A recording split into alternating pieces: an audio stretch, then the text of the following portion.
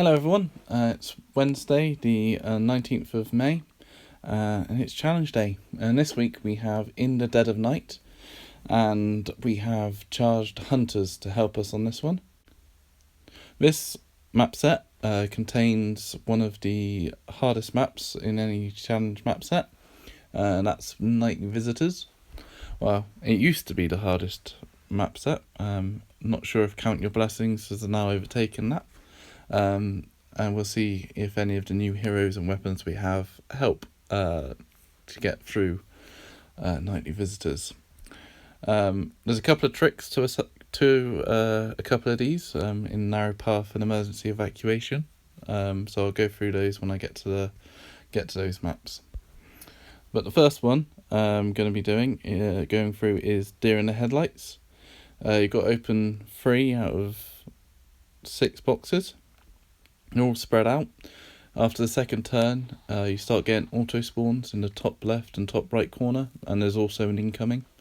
It gets full pretty quick, so if you can't one hit kill the walkers, then you've got to move quick. Once you've opened the correct 3 boxes, you got to get back to the line. So obviously, opening boxes means Pizza Glen, Scout Glen is a good one to have. And for speed and not having to kill things, you're probably going to want Beta in lead. I tend to go straight up the top and try and herd the 2 up there whilst opening boxes with the others, and then work along the top, and then down and then back to the line if I have to open them all. I quite enjoy the map, but I do like using Beta. But it's tough, and if you can keep the threat down and keep moving, it's not too bad. So that would be my advice. Beta and 2 scouts, one of them being Scout Glen. There's not really much more to say about this one. If you've got a good huntsman Daryl, you might be able to prowl with him and keep killing those incomings and keeping them stunned with bruisers. It's not a bad shout. But yeah, I'll show you some videos on that as soon as I can. Emergency Evacuation is one of the first maps where there's a trick to it. The main thing is to have some way of killing the 2 walkers that spawn on the right as quickly as possible. And then by this tree by the house, there is a hard corner which you can use to make the walkers move away from you. So once you've killed the 2 walkers on the right, you want to get into this position. Once you're in this position, anything in line or above Sasha will target her because she'll be closest. But because of this hard corner here, where Glenn and Maggie are stood, it blocks access for them to get to her. So they'll target her, realise they can't reach her, and just walk off. Main thing to do is make sure that the walkers are aware, because if they're wandering, they may wander down towards you and come below the Sasha line. And sometimes it will happen where there's so many walkers at the top that there's no space for them to walk up, so they will walk down. As soon as they go below, in line with Glenn, they will come for Glenn or whoever you have in that second position. Does mean you want to have someone with fire. So in this photo I've got Hilltop Maggie with a flare gun, and what she'll do is she'll come out, shoot them, come back in, and just get them on fire and let them burn out. I'll show you and go through it in more detail the first time I come up against this map. But yeah, it can be frustrating when you can't get into that position quick enough. But it makes it a lot easier if you can. The Pyre, a couple of ways you can do this one. You can go with 3 scouts with Huntsman Darrow and lead. Works really well when you can pretty much guarantee to kill any walkers which are close enough to hit you by prowling over to the right. standing in a row and then just running all 3 scouts straight up. If that doesn't work, then beta with 2 bruisers, preferably one with right gear Glen starting charged, so you can herd enough of them and stun a big group of them. But you do usually have to take a hit with that tactic, and then hope that nothing wanders onto the line. With charged hunters this week, if your Shane's charge attack can kill, one hit kill them, then that's going to be a good tactic as well. They do tend to start quite bunched together, so you'll probably be able to kill most of them in one hit, with Sasha with a harpoon or another hunter to finish off anything else, and then it's just a case of running to the line on that one as well. So it shouldn't be too difficult this week up to a point, and then it's just going to be very much luck based on whether you can on starting spawns and being able to kill everything quick enough, or taking the hits and stunning. Midnight Snack. This is a great prowling map, or prowling with beta map. Keep the threat down. If you can keep the threat down and keep them come at you sort of one at a time, or keeping them stunned, it's a really easy map. If there's always a lot of walkers around this top left corner, which you can't see, so I tend to try and deal with the ones on the right first. Top right, try and get them to come at you. The main thing to do is open the far left box first, and then the top left box, and leaving the top middle box till last. If you get a scout to open that, and then on your next turn run them down to the right, towards the line, which is over here to the right, the 2 fire walkers that spawn in the top right can't get to you.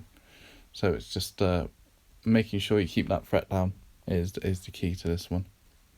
At higher levels, when you can't kill anything, the previous tactics have been right gear Glen and 2 assaults, stun and run,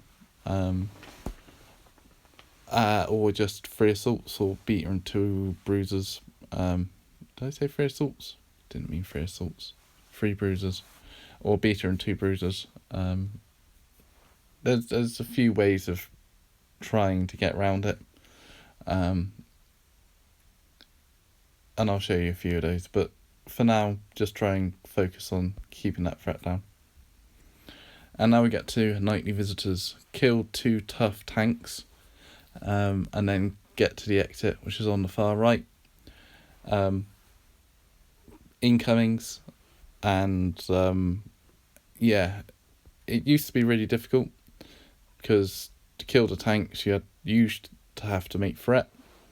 You can keep the threat down obviously with